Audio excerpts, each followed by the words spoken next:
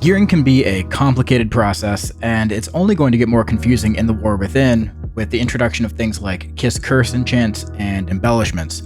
Managing secondary stats is one thing, but when you start dealing with proc effects on weapons and rings, or even trying to decide what trinkets to use in a specific situation when it sometimes feels like you need a scientific degree to decipher the text in the tooltips, well, it can get pretty overwhelming. And this is where you'll most likely be told to sim yourself to figure out what trinkets to use, but in some cases, there's factors that a sim might not even take into account, and you could be harmfully misled. So this video isn't to tell you to not sim, because we all know I'm telling you guys to sim all the time, but I do think it's extremely important to you as a player to understand why you're being told things instead of leaving it as some big mysterious piece of knowledge that you don't quite follow, but the robot tells you to do it, so it must be right. So we're going to talk about a few things today. The first thing is understanding your stats and how they actually impact your character. Then we're going to talk about trinkets and gear and how sims could be misleading with those things. And then finally, just how to use online resources by understanding rather than blindly following. So let's start with your stats. The basic fundamental knowledge of truly understanding your stats and what they do for you is going to be the foundation that everything else we'll be talking about is built on. And I'm not just talking about, okay, crit gives me more chance to crit, haste makes me faster, but more so identifying how those interact with your talents, your rotation, and your toolkit as a whole. So sometimes if you mouse over those specific stats in your character window, it'll give you more information if there's something extra it does for your class, but in a lot of cases, you'll have to actually refer to your individual talents. In this case, we'll be looking at Havoc Demon Hunter, but of course, this can apply to any class. Just take a look and read through your available talents, passives in your spellbook, and your abilities, and you should be able to figure it out. So we'll start at the top with Critical Strike. It's pretty obvious, the more crit percent we have, the higher chance we have of our attacks landing as a critical strike. So by definition, a critical strike means an attack does double the damage, or 200%. But when you have a look through our talents, we have this one called Know Your Enemy, where we gain critical strike damage equal to 80% of our critical strike chance. Critical strike as a stat is actually double dipping for us, or giving us 2 bonuses at once. So our chance to crit goes up, and that 200% damage bonus on the crit is also increasing. So this alone makes crit our most valuable and sought after stat by far. Now from here, let's hop down to Mastery. Mastery is a stat that's going to do something different for every class and spec, so your mileage may vary, but in the case of Havoc DH, Mastery increases our chaos damage. This is pretty impactful because a lot of our damage is delivered as chaos, and if it's not, we have the talent, any means necessary to convert it. So abilities that are doing fire damage, like Immolation Aura, or Sigil of Flame, which is also doing fire damage, or shadow damage from Demon Blades, those all get converted to chaos and then benefit from that damage bonus from our Mastery. So now we can see that we have 2 secondary stats, crit and Mastery, that are both directly increasing the damage of our abilities. And the great thing is, those bonuses can stack on top of each other and work together. An ability like Chaos Strike has its damage increased by Mastery because it's doing chaos damage, and it will also crit for more than double if it happens to crit. Now let's take a look at Haste. At a baseline level, Haste is really good for a lot of classes. The more haste you have, the more your GCD after using an ability will be lowered. So after you press an ability, there's a time frame where you cannot press another button. That is called your GCD, or your global cooldown. So this is true for most classes, except for ones that use an energy system like rogues or feral druids. They usually have other ways to reduce their GCD. Sometimes your class might even have abilities that are hasted. Haste doesn't just lower the GCD incurred after the ability is used, but it might also reduce the cooldown on the ability itself. This can be seen on the tooltip of the ability if the cooldown is indicated in green text. So you can see Immolation Aura is green, Fellblade is green, The Hunt is not green, Throwglaive is green, Essence Break is not, Netherwalk is not, Blade Dance is. So in the case of Havoc Demon Hunter, we gain an extra 20% haste just for going into demon form, and an additional 10% if we take the talent Furious Gaze. Now this is generally enough to get us by in most situations, unless we find ourselves playing a build that takes Cycle of Hatred and Shattered Destiny. These two talents put way more emphasis, stress, or importance, however you want to phrase it, on using more abilities. So how do we use more abilities? By reducing the cooldown on them and reducing our GCD with haste. Now, as a final note, haste also affects dots. We don't have much of that as Havoc, since the things that might seem like dots are actually not. Like Immolation Aura is not a dot, Soul Scar is not a dot. It works in a different way.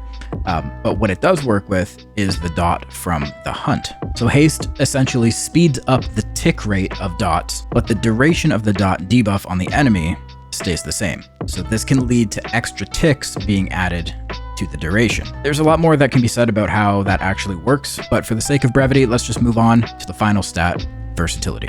So Verse is kind of a safety net stat that will always provide some benefit for any class. It increases damage and healing output by an amount, and then it also reduces your damage taken by roughly half of that amount. So for example, here you can see I have 18% versatility. So my damage done is increased by 18%, and my damage taken is reduced by 9%. For the majority of classes, your other stats will just simply provide more value to your character as a whole when compared to Verse. Where versatility really starts to shine is in higher end content, where the damage reduction can actually prevent you from being one-shot, and that can happen in like harshly scaling endgame content like Mythic Plus. But in most cases, you're sacrificing damage to shift off of other stats to then put into versatility. So it's a compromise you have to be okay with making. All right, so let's talk about the fun stuff now. There are specific pieces of gear or even trinkets that can be misleading when they're involved in sims and put into the wrong context. So the first thing we'll look at is the Sark Cloak,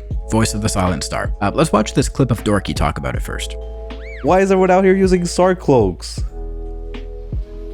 Is this some Wowhead shit? It's gotta be some Wowhead shit. Like, there's no fucking over explanation. It's Biz, bro. Bro, this shit is fucked. We gotta go to the source. Blame Simcraft. Yeah, blame Simcraft, but like, why are people following this shit, man? I guess it's just been part of WoW for the longest time. That people can't think for themselves.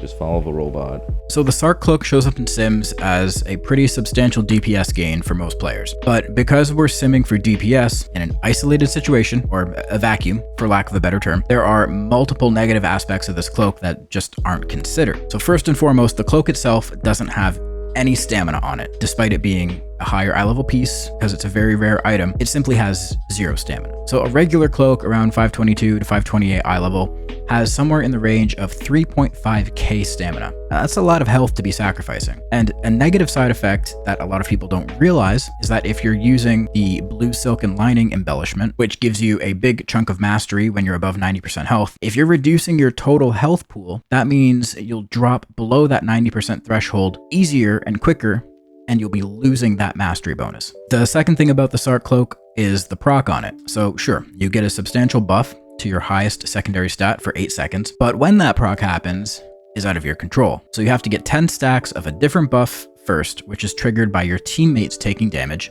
and then you steal 175 of their stats and gain some yourself. So there's 2 things that are happening here. You're taking stats from your teammates, which will equate to some kind of loss to them, whether it's small or not. And then you're also just getting this stat buff at a random time. You could get the buff right after your opener, or right after a burst window, or in the case of the Sarkareth fight itself, you'll most likely always get the buff right as you're going downstairs into the intermission where you're not fighting anything. So the buff is completely wasted. In the case of a Patrick 5-minute sim, there's never any downtime off the boss.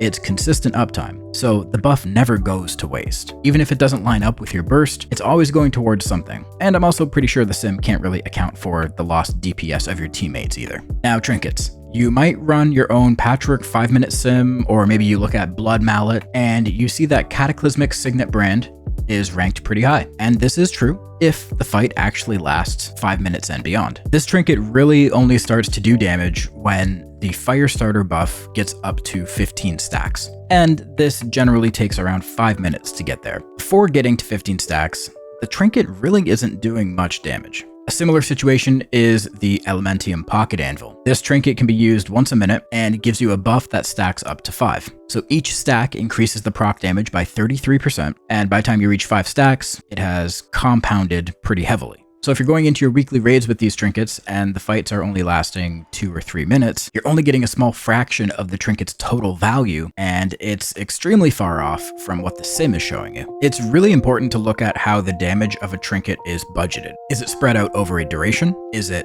upfront damage? If so, what's the cooldown on it? If it's a minute and a half, that's going to result in more uses in a 5-minute sim than if it was a 2-minute cooldown. And your fights in raid might not be 5 minutes. They might be less, they might be more. So you have to take that into account. A common situation I've seen happen recently is players will be trying to sim for Mythic Plus and they run a dungeon slice sim. And this is fine if you're trying to decide what gear you should use for secondary stats. Trinkets are a whole different situation. So they run this dungeon slice sim and it tells them to use the Elementium pocket anvil, and they equip it and they go run their keys. And this is problematic and inaccurate for a few reasons. A dungeon slice sim is a non-adjustable 6-minute long sim. So already it's working in the Trinket's favor, but you're almost never in combat for over 6 minutes straight unless like you're fighting a super high tyrannical boss. So because you're dipping in and out of combat in a dungeon, that also means your stacks of the pocket anvil are going to reset. You're almost never getting up to 5 stacks. Aside from that, a dungeon slice sim actually starts as single target and increases in target size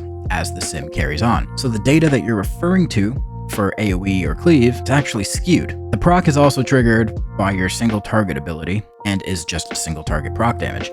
So it's just not ideal for a Mythic Plus situation, but the sim thinks it is, and therefore, so do uninformed players. And this is why it's important for you as a player to know these things and be able to use your own judgment to figure things out. It might seem like a lot of thinking and brain power, but once you know what to look for, it's extremely simple. And if you're ever not sure, there's resources online where you can check to see what other successful players are using. You can check to see if you're close and cross-reference your choices. And if you're ever confused as to why players might be making a choice, you can pop by my stream or my Discord and you can ask there. So the first place that you can look personally is on Warcraft logs. So you can narrow it down by boss and see exactly what talents and trinkets people are using on a specific raid. You can narrow it down by boss and see exactly what talents and trinkets people are using on that boss. Now keep in mind though, you'll often see the highest parses, and in this case, a lot of them are using Augury of the Primal Flame, which is a good single target trinket, don't get me wrong, but it has the potential to high roll, meaning there's some RNG involved, and that RNG contributed greatly to their high parse.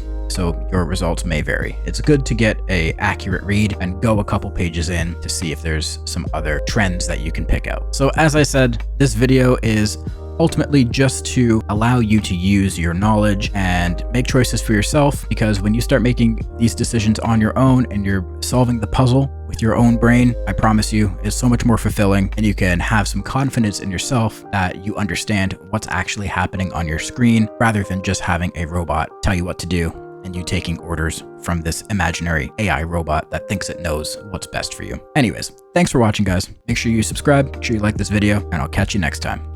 Peace.